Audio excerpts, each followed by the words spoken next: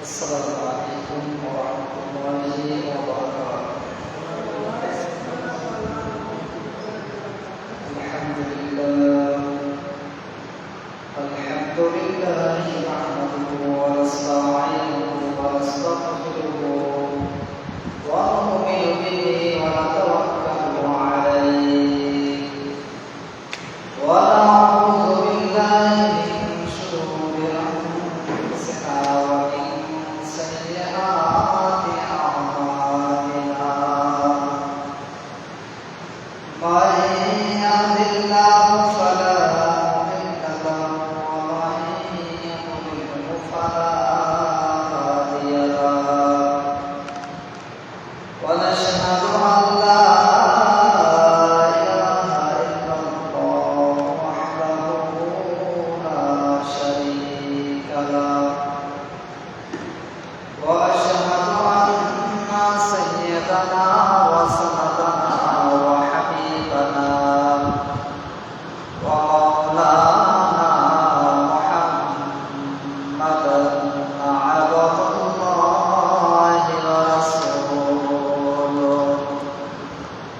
الذي أرسله بالحق بشيرا ونذيرا وداعيا إلى الله بإذنه وسراجا منيرا. فقد قال الله تبارك وتعالى في كلامه المجيد والفرقانه الحميد: أعوذ بالله من الشيطان الرجيم. بسم الله الرحمن الرحيم. وإذ قال موسى لفتاه لا أبرح حتى أبلغ مجمع البحرين أو أمضي حقبا. فلما بلغا مجمع بينهما نسيا حوتهما فاتخذ سبيله في البحر سربا. صدق الله العظيم وصدق رسوله النبي الكريم ونحن على ذلك من الشاهدين والشاكرين والحمد لله رب العالمين. قال النبي صلى الله عليه وسلم: خيركم من تعلم القرآن وعلمه. وقال الله تبارك وتعالى في شأن حديث الرحمن: إن الله وملائكته يصلون على النبي يا أيها الذين آمنوا صلوا عليه وسلموا تسليما. اللهم صل على محمد وعلى آل محمد كما صليت على إبراهيم وعلى آل إبراهيم إنك حميد مجيد. اللهم بارك على محمد وعلى آل محمد كما باركت على إبراهيم وعلى آل إبراهيم إنك حميد مجيد بلغ العلا بكماله كشف الدجى بجماله حسنت جميع خصاله صلوا عليه وآله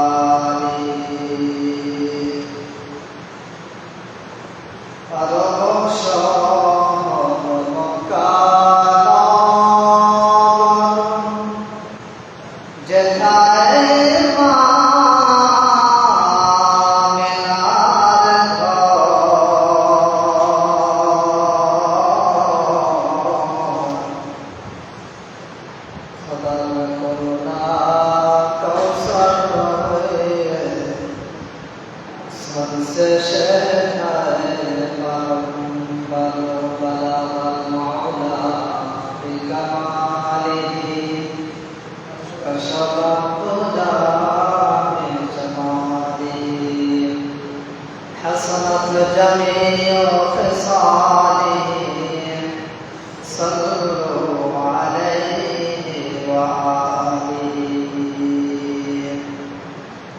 معزز محترم সম্মানিত মুসল্লিয়ান کرام সকলের প্রতি আমার আন্তরিক সালাম ও আসসালামু আলাইকুম ওয়া রাহমাতুল্লাহি ওয়া বারাকাতুহু। সমস্ত প্রশংসা তারিফ সে আল্লাহ তাআলার, যে আল্লাহ তাআলা আমাদেরকে তিনার মহান হুকুম জুমার বরাবর ফরজ নামাজ আদায় করার জন্য মসজিদে আসার বসা, কোরআন ও হাদিসের আলোচনা করা এবং শোনার তৌফিক দিয়েছেন, সে মহান আল্লাহ তাআলার দরবারে মস্তক অবনীত চিত্তে আমরা সকলেই শুকরিয়া আদায় করতেছি। আলহামদুলিল্লাহ। তিনার প্রতি আমাদের শুকরিয়া যে রব্বুল কারীম আল্লাহ তাআলা আমাদেরকে সুস্থতা নামক নিয়ামত দান করেছেন। শুধু সুস্থতা দিয়েই ক্ষান্ত হননি, এলাকা থেকে মহল্লা থেকে যাচাই বাছাই করে আমাদেরকে মসজিদে আসার মতো ঈমানি শক্তি দান করেছেন। সেজন্য সে আল্লাহ তাআলার দরবারে আবারও শুকরিয়া আদায় করতেছি। আলহামদুলিল্লাহ। লক্ষ কোটি দরুদ ও সালাম আকায়ে নামদার তাজদার মদিনা সাইয়্যিদুল মুরসালিন সাইয়্যিদুস সাফালাইন আশরাফুল আম্বিয়া নবী মুহাম্মদ রাসূলুল্লাহ সাল্লাল্লাহু আলাইহি ওয়াসাল্লামের প্রতি ভক্তি এবং শ্রদ্ধা সহকারে হৃদয়ের সমস্ত ভালোবাসাকে উজাড় করে দিয়ে মদিনার দিকে খেয়াল করে আমরা সকলেই করতেছি সাল্লাল্লাহু আলাইহি ওয়াসাল্লাম। আলহামদুলিল্লাহ। আজকে আমরা পবিত্র কোরআনুল কারীমের সূরাতুল কাহফের 60 নম্বর আয়াতে কারিমা থেকে তেলাওয়াত করেছি। রব্বে করিম আল্লাহ তাআলা যদি তেলাওয়াতকৃত আয়াতকে সামনে রেখে কিছু কথা বলার তৌফিক দান করেন, কিছু কথা বলার চেষ্টা করব। ওয়া মা তাওফীকি ইল্লা বিল্লাহ আলাইহি তাওয়াক্কালতু ওয়া ইলাইহি উনীব। সকলেই বলেন আল্লাহুম্মা আমিন। তো আমরা আজকে সরাসরি আলোচনায় ঢুকে পড়ব। তো আজকে যে আয়াতে কারিমা তেলাওয়াত করেছি, সে আয়াতে কারিমায় যে আলোচনাটি আসছে, যে কথাগুলো আসছে, এই ব্যাপারে সহিহুল বুখারী এবং মুসলিম শরীফে উবাইদুল কাবের বর্ণনা প্রকাশ। হুজুর পাক সাল্লাল্লাহু আলাইহি ওয়াসাল্লাম বলেন, একদিন মুসা আলাইহিস সালাম বনী ইসরাঈলের মাঝে ভাষণ দিচ্ছিলেন। পয়গম্বর মুসা আলাইহিস সালাম আজকে আমি যেমন আপনাদেরকে সামনে নিয়ে বয়ান করতেছি, আলোচনা করতেছি, ঠিক একইভাবে হযরত মুসা আলাইহিস সালাম তিনি তার উম্মতদেরকে নিয়ে আলোচনা করতেছিলেন। আমি আলোচনা করতেছি মুসলিম রসূলদেরকে নিয়ে ইমাম হিসেবে, আর পয়গম্বর মুসা আলাইহিস সালাম নবী হিসেবে উম্মতের সামনে আলোচনা করতেছিলেন। আলোচনাটি এতই হৃদয় বিদারক ছিল, হৃদয় গ্রামী ছিল যে এক ব্যক্তি এসে জিজ্ঞাসা করলো, আল্লাহ পয়গম্বর মুসা, এই মুহূর্তে আপনার চাইতে অধিক জ্ঞানী কোনো মানুষ আছে কি? সুবহানাল্লাহ। আপনার চাইতে অধিক জ্ঞানী কোনো মানুষ কোনো ব্যক্তি আছে কি? তো পয়গম্বর মুসা আলাইহিস সালাম তাৎক্ষণিক বলে দিলেন যে না, আমার চাইতে জ্ঞানী লোক বর্তমানে আর কেউ নেই। পয়গম্বর মুসা আলাইহিস সালাম তিনি চিন্তা করলেন, যেহেতু আমি বর্তমানে নবী এবং রাসূল, দুইটা পাওয়ারই আমার, নবী এবং রাসূল। একটা জিনিস মনে রাখবেন, সমস্ত রাসূল নবী, কিন্তু সমস্ত নবীগণ রাসূল নন। তো পয়গম্বর মুসা আলাইহিস সালাম তিনি বলে ফেললেন যে না, আমার চাইতে জ্ঞানী ব্যক্তি এই জামানায় আর কেউ নেই। এরকম কিছু লোক আছে না সমাজের ভিতরে, দেশের ভিতরে কিছু লোক আছে না, তারা মনে করে আমি সবথেকে বেশি জ্ঞানী, আমার চেয়ে আর বুদ্ধিমান, আমার চেয়ে আর জ্ঞানীমান, আমার চেয়ে আর শিক্ষিত, আর আল্লাহর জন্য কেউ নেই। আসলে এই কোয়ালিটি কিছু লোক আছে না?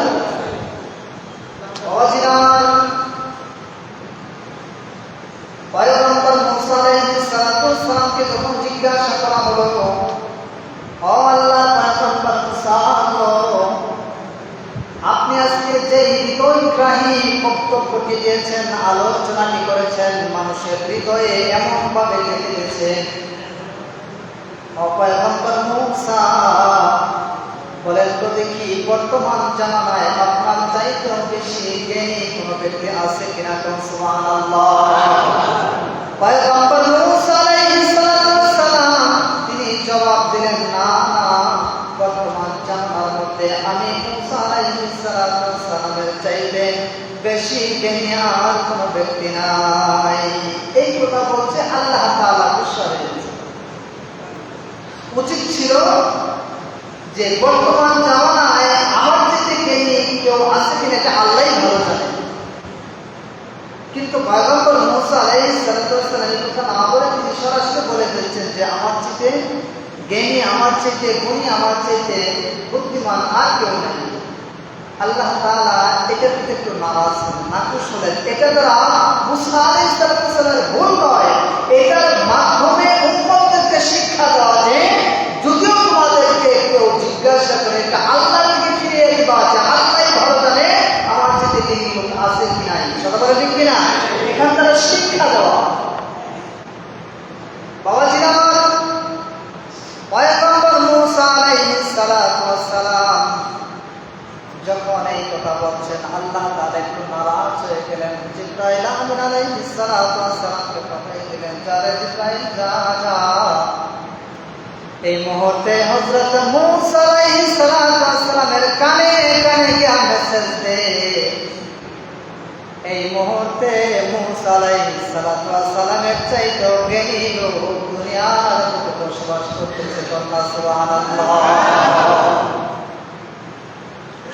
পয়গম্বর মুসা আলাইহিস সালাম এর কাছে যখন এই মেসেজটা দেওয়া হলো, জিবরাইল আমিন আলাইহিস সালাম এসে যখন মেসেজ দিলেন, মেসেজ দেওয়ার সাথে সাথে পয়গম্বর মুসা আলাইহিস সালাম পাল্টা জিজ্ঞাসা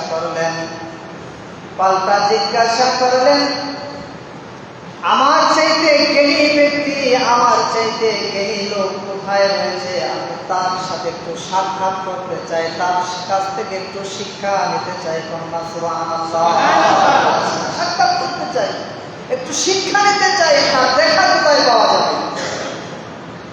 এবার জিবরাইল আলাইহিস সালামের কাছে বলা হলো, জিবরাইল বলে দাও, দুই সাগরের মাঝখানে মাঝ বরাবর একটা জায়গা রয়েছে, এই জায়গার মধ্যে তার দেখা পাওয়া যাবে।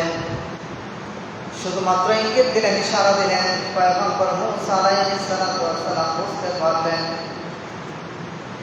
এবার পয়গম্বর মুসা আলাইহিস সালাম সফর সঙ্গে সাথে নিলেন আর খাবারের জন্য কিছু মাছ ভেজে পলিথিন বা টুকরার মধ্যে নিয়ে সাগরের কিনার দিয়ে রওনা হয়ে গেলেন। সুবহানাল্লাহ।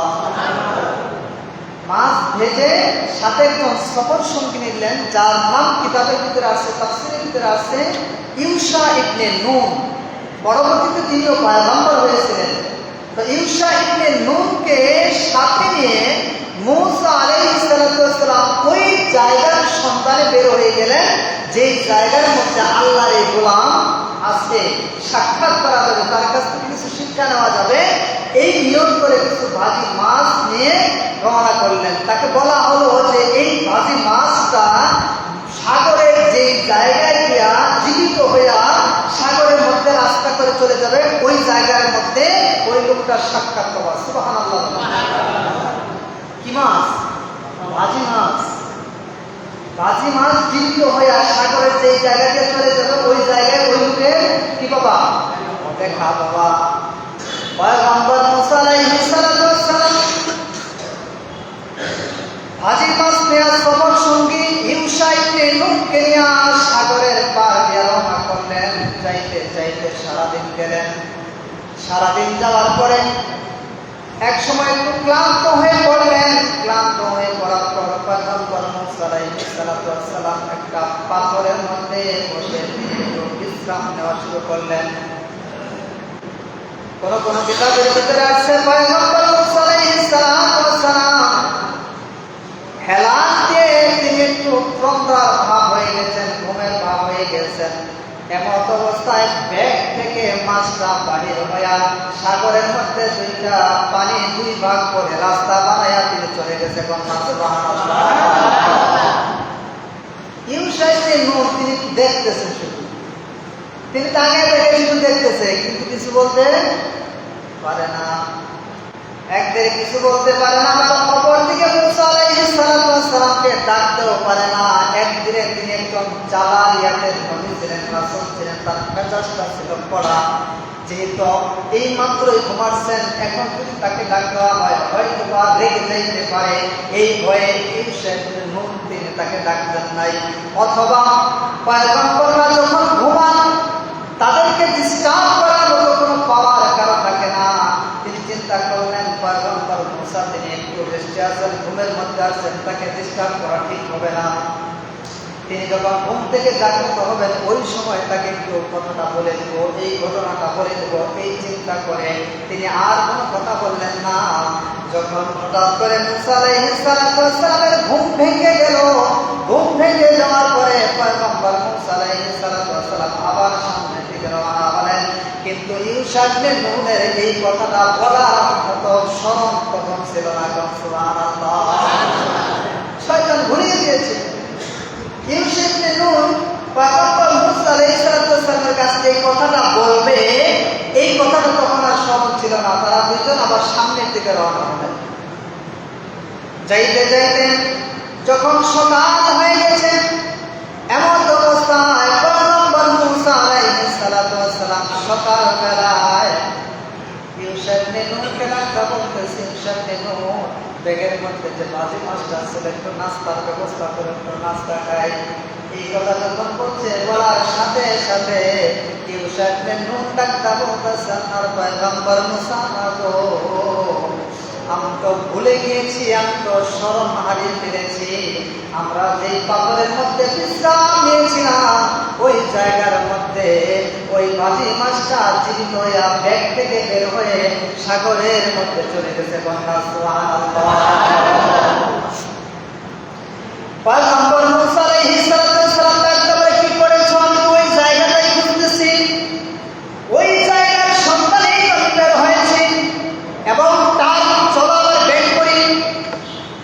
পয়গম্বর মূসা আলাইহিস সালাম এবং ইউশা ইবনে নুন আলাইহিস সালাম দুইজনে আগের পদাঙ্কগুলো অনুসরণ করে আবার পেছনের দিকে যখন ব্যাক করলেন, আয়েশা দেখে যেই জায়গার মধ্যে মাছটা বের হয়ে গেছে, রাস্তা দুপাশ করে গিয়েছে, পানিটা দুপাশ করে গিয়েছে, ওই জায়গার মধ্যে আল্লাহর একজন গোলাম আপাত মস্তকে চাদর দিয়া দেখে বসে আছে। সুবহানাল্লাহ।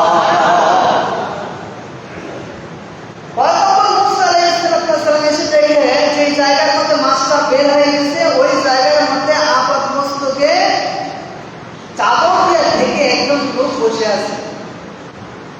এবার পয়গম্বর মূসা আলাইহিস সালাম সালাম দিলেন, আসসালামু আলাইকুম ইয়া আবাদাল্লাহ। পয়গম্বর মূসা আলাইহিস সালাম যখন সালাম দিলেন, সালাম দেওয়ার সাথে সাথে সালামের জবাব দিলেন, ওয়া আলাইকুমুস সালাম ইয়া মূসা কালিমুল্লাহ। আল্লাহু আকবার। তিনি কি নাম জানে? মুসার নাম জানে? সাক্ষাৎ হয়েছে? দেখা হয়েছে কোনদিন? অথচ তার সালামের জবাবে তার অ্যাড্রেস সহ বলতেছে, ওয়া আলাইকুমুস সালাম ইয়া মূসা কালিমুল্লাহ। যখন এই সালাম জবাব দিয়েছে, মূসা আলাইহিস সালাম কি কর্তব্য বেমূল হয়ে গেছেন, চিন্তিত হয়ে গেছেন, কি রে তার সাথে আমার কোনো দেখা নাই, কোনো কথা নাই, সাক্ষাৎ নাই, সে আমার অ্যাড্রেস, আমার পরিচয়, আমি যেমন পয়গম্বর এটা জানবো কেমন? সুবহানাল্লাহ। বাবাজিরা আমার, এবার পয়গম্বর মূসা আলাইহিস সালাম দেখেন, লক্ষ্য করে দেখেন এখানে একটা মাসআলা। পয়গম্বর মূসা আলাইহিস সালাম যদিও পয়গম্বর, তিনি একজন লোকের সাথে সাক্ষাৎ করতে গিয়ে তিনি আগে সালাম দিয়েছেন। কথা বলেন ঠিক কিনা? সালাম দিয়েছে কি দেয় নাই? পয়গম্বর মূসা তো চিন্তা করতে পারতেন, আমি পয়গম্বর, আমি সালাম কেন দেবো, আমাকে সালাম দিলে। বর্তমানে যেরকম আছে না, ইমাম সাহেব চিন্তা করতে, আমি তো ইমাম সাহেব, তাহলে আমি আর সালাম দিচ্ছি কিন্তু মুসলিম তো আমার দেবো। সমাজের মাতাব্বর মনে করে আমি তো মাতাব্বর, আমি সালাম কেন দেবো। মেম্বার মনে করে আমি সালাম কেন দেবো, আমাকে সালাম দিবে। চেয়ারম্যান মনে করে আমি সালাম কেন দেবো, আমাকে সালাম দিবে। এমপি মনে করে আমি কেন সালাম দিব, আমাকে সালাম দিবে। মন্ত্রী মহোদয় মনে করে আমি কেন সালাম দিব, আমাকে সালাম দিবে। অথচ এখান থেকে একটু শিক্ষা নেওয়া দরকার। আল্লাহর পয়গম্বর মূসা আলাইহিস সালাম তিনি সাক্ষাৎ হওয়ার সাথে সাথে সালাম দিয়েছেন। সুবহানাল্লাহ। এই সালাম যে ব্যক্তি আগে দেয়, এই লোকটা সমস্ত প্রকার হিংসা বিদ্বেষ থেকে মুক্ত হয়ে যায়। সুবহানাল্লাহ। শুধু তাই না, যে ব্যক্তি আগে সালাম দিবে তার আমলনামায় 90টা নেকি লেখা হবে। যে ব্যক্তি সালামের জবাব দিবে তার আমলনামায় 10টা নেকি লেখা হবে। তাহলে সালাম দেওয়া ভালো না নেওয়া ভালো? আরো জোরে বলেন, দেওয়া ভালো না নেওয়া ভালো? তবে হ্যাঁ, সালাম দেওয়ার একটা নিয়ম আছে, নীতি আছে, স্কেল আছে। নিয়ম নীতিটা হচ্ছে নবীজি সাল্লাল্লাহু আলাইহি ওয়াসাল্লাম এক হাদিসের ভিতরে বলেছেন, ছোটরা বড়দেরকে সালাম দিবে, চলমান ব্যক্তি বসমান ব্যক্তিকে সালাম দিবে। হাদিসের ভিতরে নবীজি ফরমান। আবার অপর হাদিসের ভিতরে আছে, নবীজি সাল্লাল্লাহু আলাইহি ওয়াসাল্লাম যখন রাস্তা দিয়ে যাইতেছিলেন, মাররা আলা গিলমানিন ফাসাল্লামা আলাইহিম। নবীজি আমার সাল্লাল্লাহু আলাইহি ওয়াসাল্লাম রাস্তা দিয়ে যাইতেছিলেন, ছোট ছোট বালকগুলা খেলা করতেছিল। মাররা আলা গিলমানিন, গিলমান শব্দের অর্থ হচ্ছে এমন বালক যারা ছোট ছোট বালক, কথা বলতে পারে, খেলাধুলা করতে পারে। এইরকম বাচ্চাদের পাশ দিয়ে আল্লাহ নবী যাইতেছিলেন, ফাসাল্লামা আলাইহিম। অতঃপর আল্লাহ সাল্লাল্লাহু আলাইহি ওয়াসাল্লাম তাদেরকে সালাম করলেন। সুবহানাল্লাহ। নবীর অহংকার আছে, কিন্তু চিন্তা করুন না, ছোট বাচ্চা, তাদেরকে কেন সালাম দেব? নবীর যেহেতু উম্মতের জন্য আদর্শ, উত্তম আদর্শ, নবীজি শিক্ষা দিলেন, শুধু তোমরা সালামের ভরসা করবে না। তুমি ইমাম, তুমি মাতব্বর, তুমি মেম্বার, তুমি চেয়ারম্যান, তুমি এমপি, তুমি রাষ্ট্রনায়ক, তুমি এই চিন্তা করবে না যে শুধু তোমাকে সালাম দে, তুমিও সালাম দিবা। কেননা আমি নবী ছোট ছোট বাচ্চাদেরকে সালাম দিয়ে তোমাদেরকে শিক্ষা দিলাম।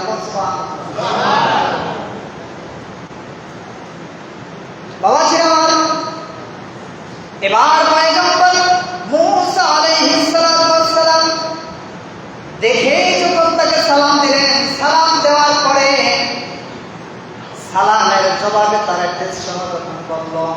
এবার পয়গম্বর মূসা আলাইহিস সালাম বললেন, তোমার পরিচয় কি? কথোপকথন হলো, আলোচনা হলো, পরিচয় দিল। এর নাম হচ্ছে আল্লাহর একজন বান্দা হযরত খিজির আলাইহিস সালাম। সুবহানাল্লাহ। নাকি খিজির আলাইহিস সালাম। এবার পয়গম্বর মূসা আলাইহিস সালাম শিক্ষা নিতে চাই, আমি তোমার সাথে কিছু সফর করতে চাই, তোমার সফর সঙ্গী হিসাবে থাকতে চাই, তোমার সাথে একটু ঘুরতে চাই, একটু বেড়াতে চাই, তুমি কি করো না করে একটু দেখতে চাই, এখান থেকে শিক্ষা নিব। সুবহানাল্লাহ।